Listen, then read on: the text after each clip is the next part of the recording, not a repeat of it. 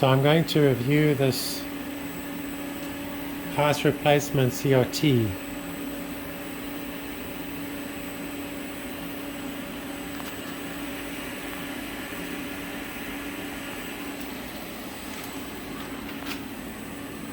So here's the model number.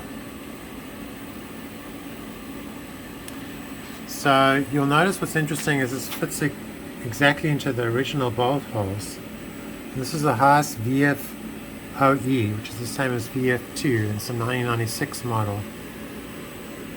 And you can see there was no need for a frame or anything like that. It went exactly into the original bolt holes.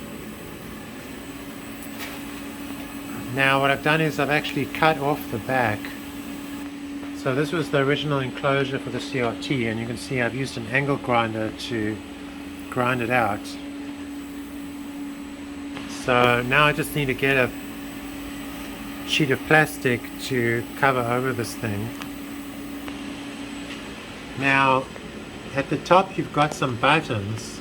There's a menu button and an up and down and an exit button, and if you push the menu button,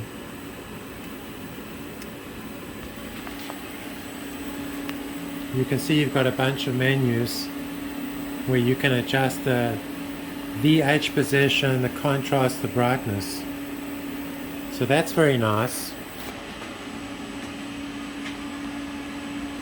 So to replace this, the only information which isn't obvious is that firstly you do the whole thing from the back. So you take off all these screws, and then you take off a small 3/8 socket nuts that hold the original CRT to the frame. But you do not need to take off the front cover at all. So here's the original CRT, and you can see I've removed these nuts here, but I didn't need to. It's only these nuts that need to be removed to take this thing off, and you can do that all from the back. You also don't need to take off these nuts here either, but I wasted some time trying to get these out, but it's not necessary. Be very careful not to touch any of these electronics because they're high voltage. Even when they're turned off, they could still have some voltage charge in them, and you could electrocute yourself. So you can see how nice and thin this panel is, which is very elegant, which is I think what you want. It takes up a lot less space. The quality of the screen is, it looks almost exactly the same as the original CRT screen. It's a little bit clearer and brighter, and there's less glare. But it's astonishingly similar.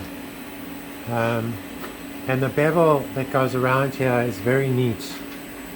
So it looks like an OEM solution, even though it was under $400. So here's my order on AliExpress. And here is what they're selling. Price gone up a little bit, it's $2.95.